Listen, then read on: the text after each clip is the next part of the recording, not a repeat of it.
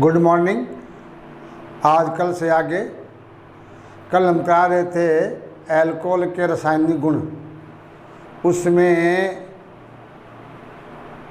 दो गुणों का अध्ययन किया गया था, एक तो अम्लीय प्रकृति और दूसरा हाइड्रोक्सिल समूह के विक्रियाएं। अब तीसरा है एल्किल और हाइड्रोक्सी समूह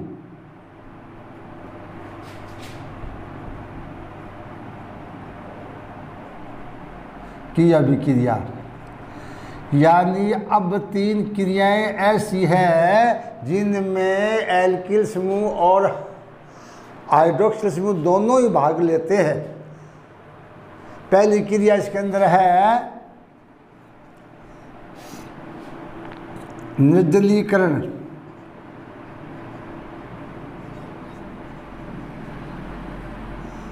दूसरी है विहाइड्रोजनीकरण और तीसरी है ऑक्सीकरण। निर्जलीकरण +1 में आपको क्रिया बताई गई थी। ये ऐसी क्रियाएं जिनमें निर्जलीय कारक की उपस्थिति में कार्बनिक यौगिकों से जल का निष्कासन होता है, निर्जलीकरण क्रिया कहलाती है। तो अल्कोहल में भी निर्जलीकरण क्रिया है। जब अल्कोहल को निर्जलीय कारक सांद्र सल्फ्यूरिक अम्ल, फास्फोरिक अम्ल, Al2O3CaO की उपस्थिति में गर्म करते हैं, जल अणु के निष्कासन से एल्कीन देते हैं। जब सांद्र सल्फ्यूरिक अम्ल की उपस्थिति में अल्कोहल क्रिया करते हैं तो विभिन्न ताप पर विभिन्न क्रियाएं देते हैं। अगर परिभाषा ये हो जाएगा कि जब अल्कोहल को निर्जलीय कारक की उपस्थिति में गर्म करते हैं, जल अणु का निष्कासन होता है, इस क्रिया को निर्जलीकरण कहते हैं। उत्पाद क्या बनता है यह विभिन्न ताप पर निर्भर करता है। कितने ताप पर सल्फ्यूरिक अम्ल की अधिकता है या अल्कोहल की अधिकता है, इसमें तीन क्रियाएं हैं। पहली क्रिया क्या है, जब अल्कोहल CH3 CH2 और एथेनॉल होता है सांद्र सल्फ्यूरिक अम्ल, इसको 373 के पर गर्म करते हैं तो पहले बनता है एथिल हाइड्रोजन सल्फेट।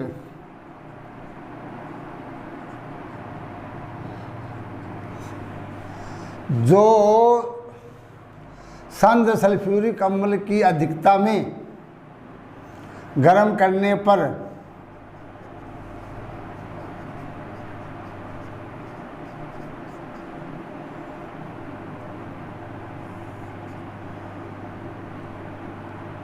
तीन 414 केल्विन। तो इसमें क्या होता है, जल अणु का निष्कासन हो जाता है, सल्फ्यूरिक अम्ल वापस प्राप्त हो जाता है। क्या बनती है, एल्कीन। और यदि एथिल हाइड्रोजन सल्फेट को एथेनॉल की अधिकता में 413 के पर गर्म करते हैं, डाईएथिल ईथर बनता है। ये मैंने तीन क्रिया इसलिए लिख दी है, परीक्षा में आपको ये तापमान दिया होता है तो याद रखना, एथिल अल्कोहल और सांद्र सल्फ्यूरिक अम्ल 373 केल्विन पर गर्म करने पर एथिल हाइड्रोजन सल्फेट देते हैं, जो सल्फ्यूरिक अम्ल की अधिकता में 414 केल्विन पर 433 केल्विन पर एल्कीन देता है और एथेनॉल की अधिकता में 413 के पर गर्म करने पर डाईएथिल ईथर देता है। तो इसे कहते हैं विलियमसन सतत ईथरीकरण, वो आगे ईथर में आएगी।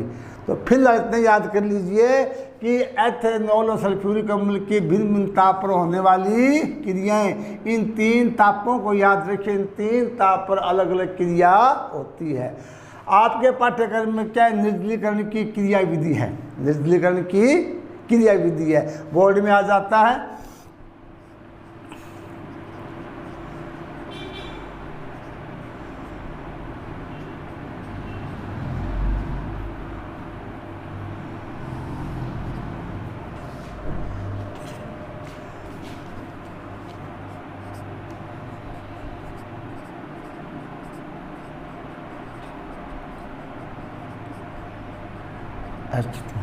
इस प्रकार क्रिया दी होगी, पूछेंगे क्रिया का नाम और क्रिया विधि, या एल्कोहल के निर्जलीकरण की क्रिया विधि लिखिए, या एथेनॉल की निर्जलीकरण क्रिया विधि लिखिए, या ये आपको समीकरण दे देंगे, क्रिया विधि लिखिए। तो यह एल्कोहल का जो निर्जलीकरण है वो निम्न चरणों में पूरा होता है। पहले चरण में क्या होता है, सल्फ्यूरिक अम्ल प्रोटॉन त्यागता है,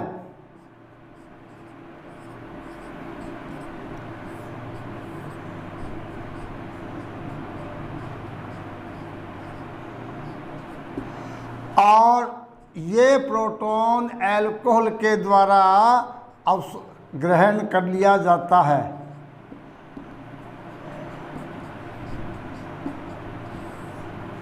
यानी कि O पर एकांकी इलेक्ट्रॉन युग्म होता है, वो एक युग्म प्रदान करके प्रोटोनेटेड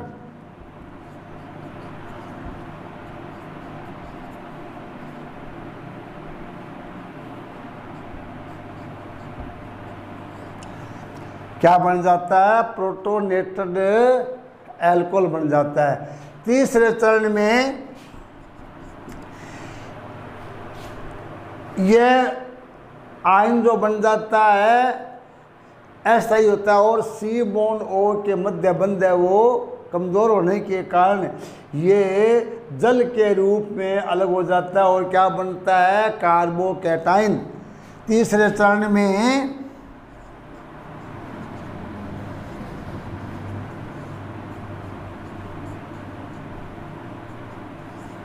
ये बंध है, यहाँ से टूट जाता है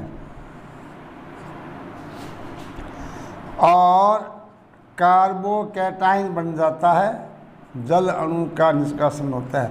और आप जानते हो ये मध्यवर्ती species carbocation, carb A9, free radical ऐसा ही होते हैं। तुरंत यह कार्बोकैटाइन प्रोटॉन त्याग कर मुख्य उत्पाद एल्कीन में परिवर्तित हो जाता है।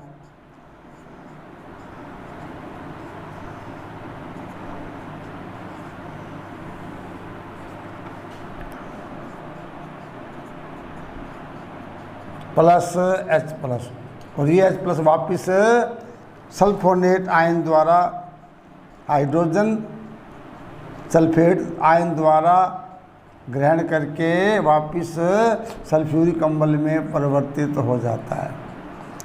यानी पांचों को जोड़ दो, ये समीकरण बचेगी। तो 2021 में आपको ये निर्जलीकरण की 2 नंबर की विधि पूछी जा सकती है, पूरी संभावना है। फिर दोबारा सुन लीजिए, एथेनॉल की निर्जलीकरण की क्रिया विधि परीक्षा में ये समीकरण दी होगी और पूछ लेता है कि इस क्रिया का नाम और क्रिया विधि दीजिए। तो ये क्रिया कौन सी है, निर्जलीकरण, क्योंकि जल अणु का निष्कासन होता है, निर्जलीकरण है। ये क्रिया निम्न चरणों में पूरी होती है। प्रथम चरण में सल्फ्यूरिक अम्ल प्रोटॉन त्याग कर HSO4 यानी हाइड्रोजन सल्फेट आयन और H आयन में परिवर्तित हो जाता है। यह हाइड्रोजन आयन एल्कोहल के द्वारा ग्रहण कर लिया जाता है और प्रोटोनेटेड एल्कोहल बन जाता है। प्रोटोनेटेड एल्कोहल में C और O का मध्य बंध है वो दुर्बल हो जाता है, जिस कारण जल अणु का निष्कासन हो जाता है और कार्बोकैटाइन बन जाता है। कार्बोकैटायन तुरंत एक प्रोटॉन त्याग कर एथीन उत्पाद में परिवर्तित हो जाता है और यह प्रोटॉन ऋणायन के द्वारा ग्रहण करके पुनः उदासीन सल्फ्यूरिक अम्ल बन जाता है। इस प्रकार एथेनॉल के निर्जलीकरण से एल्कीन की प्राप्ति होती है। अगर परीक्षा में पूछ ले कि निर्जलीकरण के आधार पर प्राथमिक द्वितीयक तृतीयक एल्कोहल की क्रियाशीलता का घटता क्रम लिखिए, तो इसका क्रम क्या हो जाएगा? तृतीयक एल्कोहल सर्वाधिक क्रियाशील होता है जो आसानी से जल अणु का निष्कासन करती है, इसलिए क्रम याद कर लेना 3 डिग्री, 2 डिग्री, 1 डिग्री और मैथिल एल्कोहल। बाद है विहाइड्रोजनीकरण।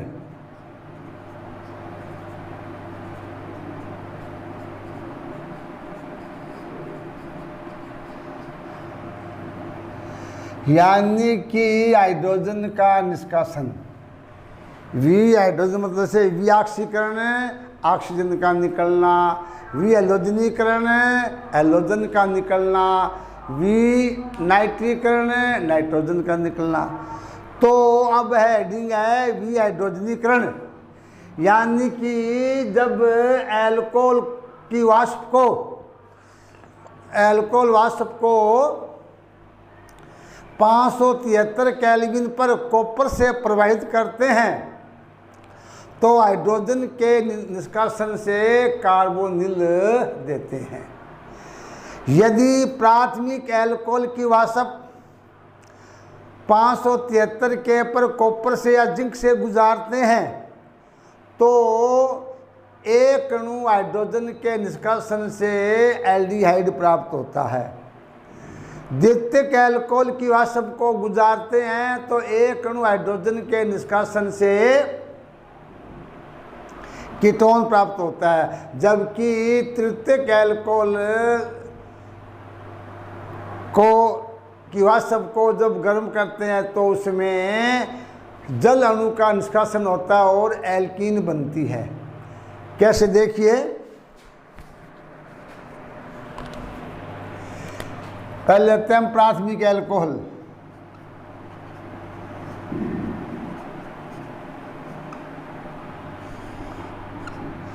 कॉपर और 573 के हो सकता है या जिंक भी हो सकता है, कॉपर की जगह जिंक भी आ सकता है। यहाँ बन जाएगा एल्डिहाइड,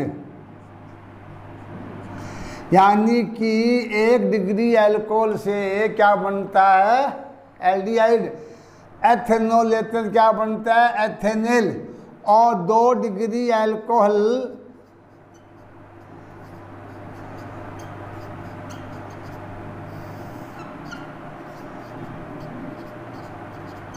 से बनता है कीटोन।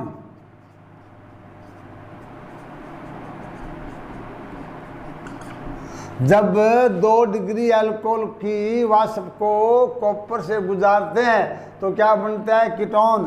और 3 डिग्री अल्कोहल की वाष्प को कॉपर पर से गुजारते हैं तो इसमें एल्कीन बनती है।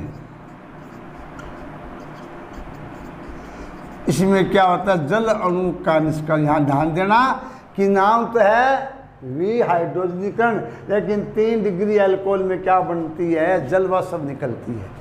तो आज अंतर आ जाता है कि विहाइड्रोजनीकरण के आधार पर 1 डिग्री, 2 डिग्री, 3 डिग्री अल्कोहल में विभेद कीजिए तो ये विभेद हो जाएगा कि जब प्राथमिक, द्वितीयक और तृतीयक एल्कोहल की वाष्प को गर्म कॉपर से गुजारते हैं तो क्रम से एल्डिहाइड, कीटोन और एल्कीन प्राप्त होते हैं। अर्थात प्राथमिक एल्कोहल के विहाइड्रोजनीकरण से एथेनेल एल्डिहाइड बनता है, द्वितीयक एल्कोहल के विहाइड्रोजनीकरण से एसीटोन कीटोन बनता है और तृतीयक एल्कोहल से एल्कीन बनती है। तो ये है विहाइड्रोजनीकरण। और तीसरी क्रिया है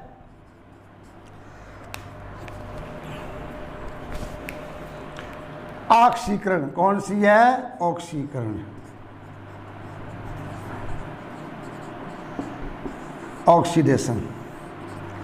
तो ऑक्सीकरण में क्या होता है, तीनों ही अल्कोहल अम्लीय, पोटेशियम परमैंगनेट, पोटेशियम डाइक्रोमेट या अन्य ऑक्सीकारक के द्वारा ऑक्सीकृत होकर पहले देते हैं एल्डिहाइड और कीटोन, अंत में क्या बनता है? कार्बोक्सिलिक अम्ल। जब 1 डिग्री, 2 डिग्री, 3 डिग्री अल्कोहल को अम्लीय KMnO4 या K2Cr2O7 के साथ गर्म करते हैं तो इनका ऑक्सीकरण होता है। पहले क्या बनते हैं? एल्डिहाइड या कीटोन, जो बाद में क्या देते हैं? अंतिम उत्पाद कार्बोक्सिलिक अम्ल। जैसे प्राथमिक अल्कोहल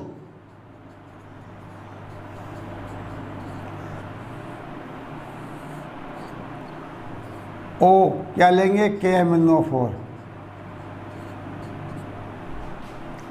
पहले क्या बनता है? एल्डिहाइड, और ये ऑक्सीकृत होकर क्या देता है? कार्बोक्सिलिक अम्ल। इसी प्रकार द्वितीयक अल्कोहल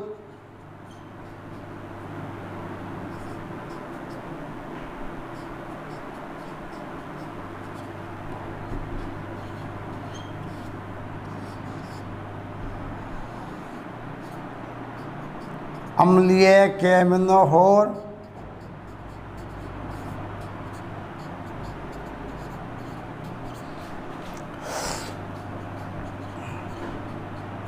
पहले कीटोन और बाद में कार्बोक्सिलिक अम्ल।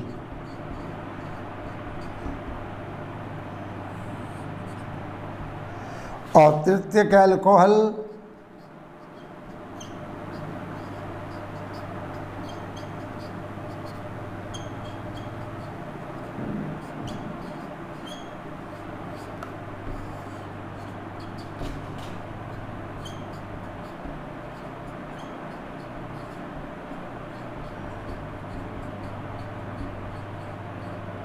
ये है। तो तीनों में समानता क्या है कि प्राथमिक, द्वितीयक और तृतीयक अल्कोहल तीनों ही अम्लीय KMnO4 या अम्लीय K2Cr2O7 के द्वारा ऑक्सीकृत होकर अंतिम उत्पाद कार्बोक्सिलिक अम्ल देते हैं। तीनों में ये समानता है। असमानता देखिए, 1 डिग्री अल्कोहल में उतने कार्बन का अम्ल बनता है जितने कार्बन अल्कोहल में, यानी मूल अल्कोहल और प्राप्त उत्पाद अम्ल में कार्बन संख्या समान होती है, जबकि द्वितीयक अल्कोहल से प्राप्त अम्ल में 1 कार्बन कम हो जाता है और तृतीयक अल्कोहल से प्राप्त अम्ल में 2 कार्बन कम हो जाते हैं। क्योंकि ये बाद में इसका ऑक्सीकरण होकर क्या बनता है? CH3COOH।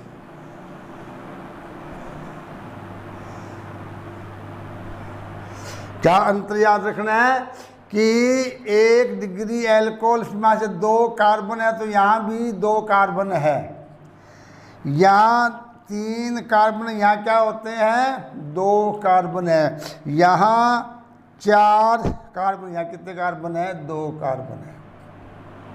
यानी कि अगर अंतर आ जाए कि 1 डिग्री, 2 डिग्री, 3 डिग्री अल्कोहल में ऑक्सीकरण के आधार पर अंतर लिखिए। समानता ये है कि तीनों ही अल्कोहल का ऑक्सीकरण का अंतिम उत्पाद कार्बोक्सिलिक अम्ल है। अंतर ये है 1 डिग्री यानी प्राथमिक अल्कोहल से उतने ही कार्बन वाला कार्बोक्सिलिक अम्ल प्राप्त होता है, द्वितीयक अल्कोहल से प्राप्त होने वाला अम्ल 1 कार्बन कम होती है और तृतीयक अल्कोहल से प्राप्त अम्ल में 2 कार्बन कम होते हैं। ये अंतर में आ जाता है। इसके बाद है अल्कोहल में अंतः परिवर्तन, यानी अल्कोहल के रासायनिक गुण पूरे हुए।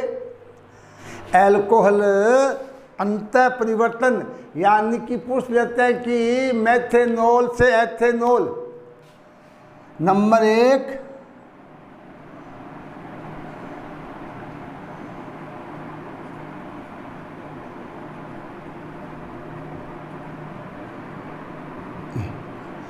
यानी कि सजातीय श्रेणी के आरोहण में 2 तरह क्वेश्चन बनता है कि निम्नतर एल्कोहल का उच्चतर एल्कोहल में परिवर्तन कैसे करेंगे।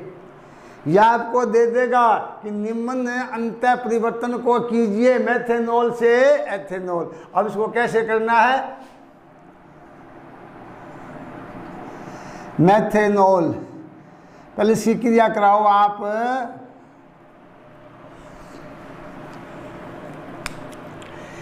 PCl5 की उपस्थिति में क्या बनेगा, इससे CH3Cl क्या बन जाएगा, क्लोराइड। इसकी क्रिया करवाते हैं KCN से। किससे करा, KCN, इससे बन जाएगा साइनाइड CH3Cn। इसका कर दीजिए अपचन, क्या कर दीजिए, अपचन। 4H, इससे बन जाएगा CH3CH2NH2। और इसका कीजिए नाइट्रस अम्ल के द्वारा, इसको ये बन जाएगा CH3CH2OH। यानी ये तो हो गया मेथेनॉल का एथेनॉल में परिवर्तन। इसमें सीधी समीकरण देनी होती है और एरो पर लिखते हैं उस पर, बाकी इसमें इस प्रकार दर्शाया जाता है। इस क्रिया को हुबहू याद करना होता है। दूसरा है एथेनॉल का मेथेनॉल में। सेकंड क्या है,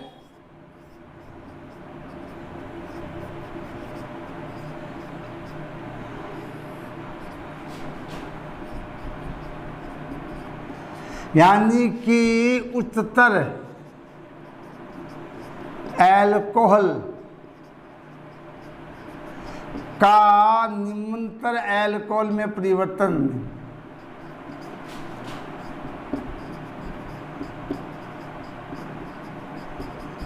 एल्कोहल में, यानी कि उच्चतर एल्कोहल को निम्नतर एल्कोहल में परिवर्तन करना है।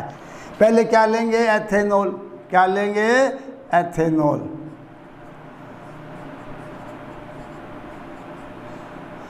इसका ऑक्सीकरण करेंगे, ये बनेगा एथेनेल। फिर इसका ऑक्सीकरण करेंगे, ये देगा कार्बोक्सिलिक अम्ल। इसकी क्रिया कराएंगे अमोनिया से और गर्म भी करेंगे तो बनेगा अमोनियम एस्टामाइड। और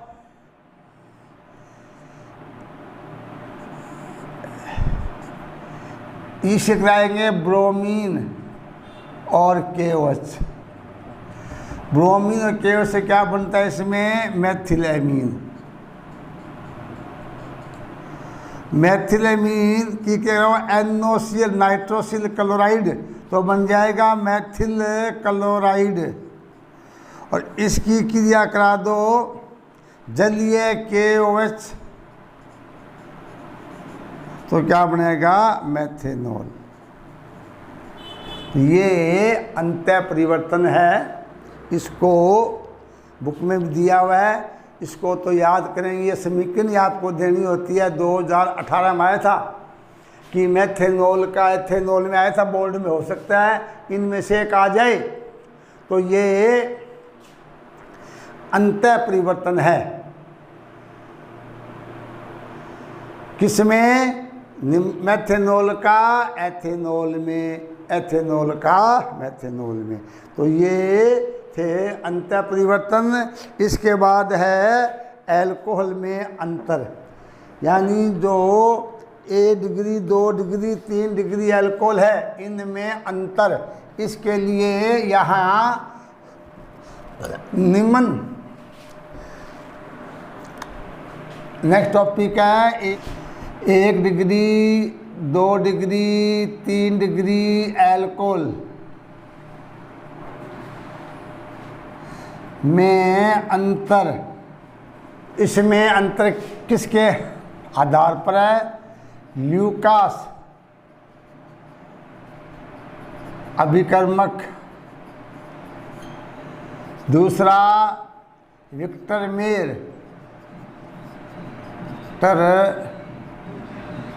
मेयर विधि, तीसरा विहाइड्रोजनीकरण,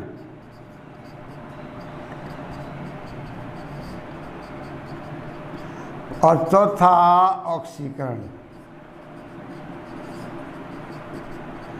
तो ये 4 आधार है जिनके द्वारा हम इन तीनों प्रकार के अल्कोहल में विभेद करेंगे। किस किस में?